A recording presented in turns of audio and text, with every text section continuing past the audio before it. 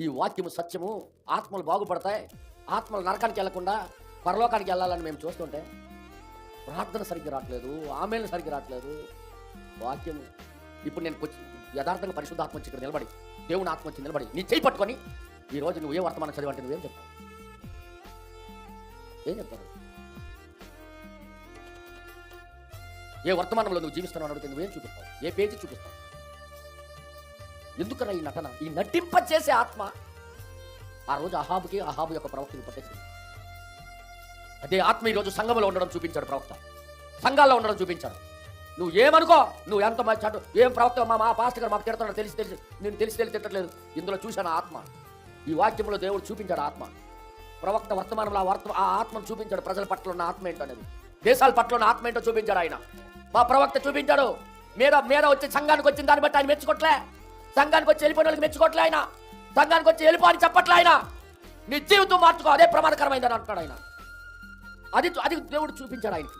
ఈ వర్తమానం చదివిన తర్వాత ఆయనకి దేవుడు బయలుపరిచిన విధానాన్ని ప్రతి క్రైస్తవుడికి కూడా ఒక మేల్కొల్పు రావాలని, ఆ ఆత్మ ఈ రోజు కూడా భూమి విడిచి వెళ్ళిపోలే. ఈ రోజు కూడా ఆత్మ ప్రతి క్రైస్తవుడు అనబడిన వాడికి పట్టుకొని నడిపిస్తున్నది అబద్ధమాత్మ. అలా అబద్ధమాడే ఆత్మ ఈ రోజు కూడా జీవితాలు పట్టుకొని నడిపిస్తున్నది. ఆ ఆత్మను నుండి విడుదల పొందాలని మనకి ఈ వర్తమానం తెలియజేశారు ఆయన. ఈ వర్తమానం చెప్పాడు ఆయన. ఆ ఆత్మ నుండి బయటికి రండి అని పిలవడానికి ఈ వర్తమానం చెప్పాడు ఆయన. ఈ ఆత్మ ఉందా? అవును, చూపించాడు ఆయన. ఆ యొక్క అహాబు రాజు యొక్క జీవితంలో ఒక నిలకడతత్వం, ఒక స్థిరత్వం ఎలాగైతే లేదో ఈ రోజు కూడా ఆత్మ పట్టినోళ్ళు అదే లేదు. సేమ్ అదే జీవితం. ఒక స్థిరత్వం ఉండదు. దేవుడి దగ్గరికి మాటలు చెప్తారు, కానీ అలా చేయరు. అది ఏ ఆత్మ? అబద్ధమాడే ఆత్మ కదా. నువ్వు ఎవరి దగ్గర అబద్ధమాడుతున్నావు? దేవుడి సన్నిధిలోనే, దేవుడి సమ్ముఖంలోనే అబద్ధమాడుతున్నావు. అదే ఆత్మ వాళ్ళలో చేయలేదా? ఆ రోజు అదే ఆత్మ ఆ రోజు అబద్ధం ఆడించలేదా? వాళ్ళ నోట్ల నుండి అబద్ధం ఆడించలే? ఏ ఆత్మ అది? ఈ రోజు కూడా అదే ఆత్మ. నా క్రైస్తవులు అనుకుంటున్నాం మీరు ప్రమాదంలో ఉన్నారు. జీవితాలు మార్చుకోండి, ఉపవాసాలు ఉండండి, కన్నీరు కార్చండి, గోని బట్ట కట్టుకోండి, ప్రార్థన చేయండి. ప్రభువా మాకు సహాయం చేయని, తండ్రి మాకు సహాయం చేయని నిజంగా ఏడండి దేవుడి దగ్గర. యాక్షన్లు వద్దు. యాక్షన్లు అంటే దేవుడు రక్షించడు మనకి. వాస్తవానికి రండి, వాస్తవికులకి రండి.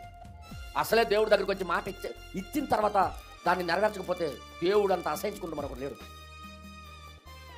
దేవుడి దగ్గర మనం మాట్లాడేదేదో స్థిరంగా ఉండాలి. ఈయన నటన అంతా ఏ ఆత్మ అయితే కలిగి నటించాడో అదే ఆత్మ సంఘాలకి పట్టేసి ఉందని ప్రవక్త గారు తీసుకుని చూపించాడు. ఇది సంఘాల్లో ఉన్న సభ్యులకి పట్టేసింది. వాళ్ళు అబద్ధమాడుతున్నారు. నేరుగా దేవుడి దగ్గర అబద్ధమాడుతున్నారు. మనుషుల దగ్గర కాదు, నేరుగా దేవుడి దగ్గర అబద్ధమాడుతున్నారు.